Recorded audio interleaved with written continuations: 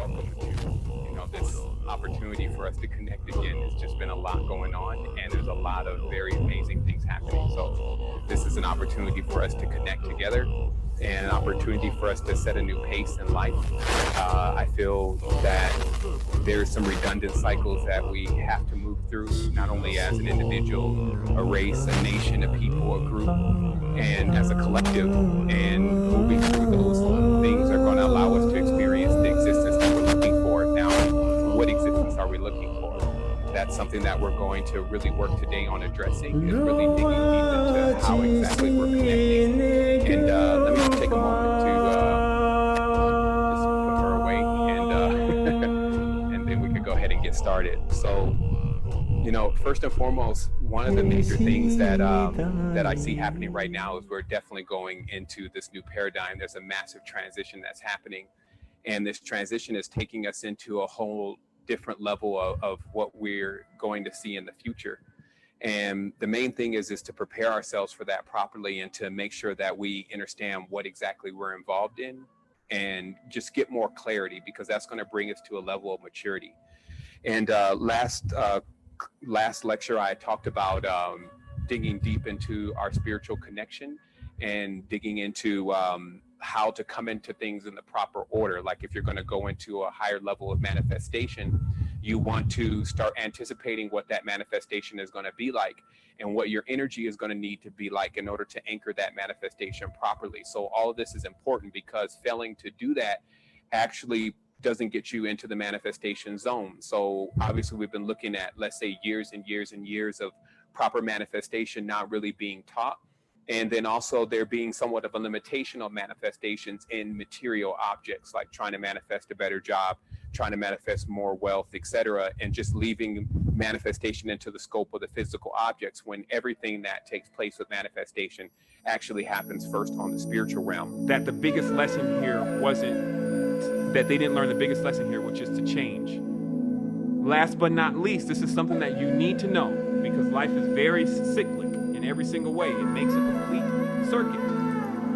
So what happens is that, let's say, for instance, you start making your circuit, right? And this is what life wants you to do. It wants you to complete that circuit, which is your orbit, so that way you can complete your lesson, right? And then once the lesson of time is over, you get out of time. But here's what happens.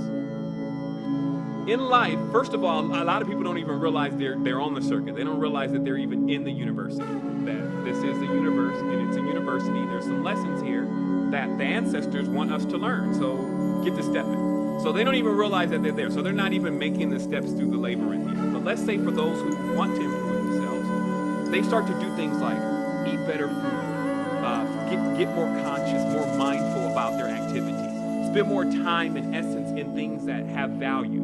So in that, this is what they begin to do. They begin to make the trip around their whole circuit.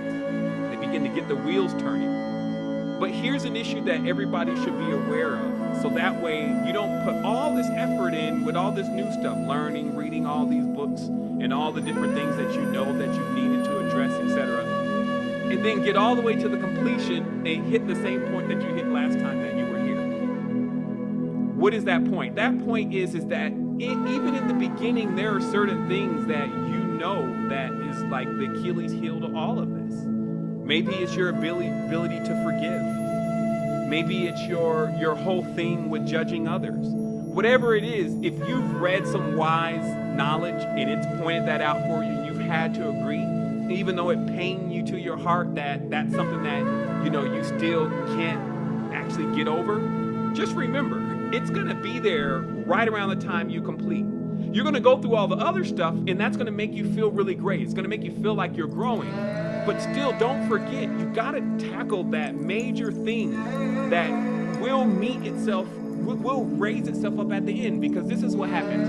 You want to use all your vigor while you're younger right now. You want to use that to get over the biggest humps psychologically and genetically and through your DNA that you have. Like your story, that part of what you need to solve about it. You want to do that when you have the most energy. You don't want to wait until you're like 80, 70, whatever, to be trying to now handle the thing of your whole life that you could never get over. You won't have the vigor. So what'll happen is the bitterness, which actually has a lot to do with age, because that's the stuff that actually, the stuff you don't get to, that you know is a problem, is the stuff that actually weighs you down. It's what causes age. This is why you'll see some people 40, 50, 60 years old like spring chicken. You don't see a lot though, of course, because this has to be highlighted. They have to get on the path themselves. They need to get out of, let's say, dogmas and philosophies and get into actual applications. So with all of that in life, few do actually get to 50, 60 years old doing, cartwheels, running around the place and having fun and just overall wreaking a very strong youthful persona. And it's because still overall we do face much of the same things in this life and then also have a tendency to handle them the same way.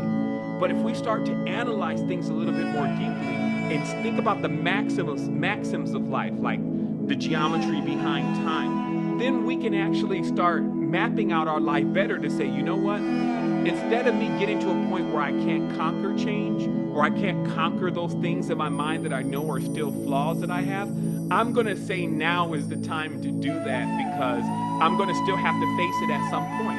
And if I knock it down now, then I actually start the after time process. And this is why many of those people get to 50 or 60 and they don't have a conception of time and getting old and all that because they've destroyed the wheel of time. The wheel of time is only the lesson. It's only the period that transpires between you and your completion. So nobody is dictating to you really how long it's going to take for you to reach completion. Some people, it may take a moment. Some people, it may never even happen. And everything in between there. So this is something personal to you about reaching completion. So then we go back again, since we're in the physical plane, and we say, how do we reach completion faster on a physical plane? Not at the astral plane, none of those realms, just physical. How can we reach completion faster? When you deal with energy, and in a realm that functions on energy, it literally says the more energy that you have, the faster that you can reach completion, right?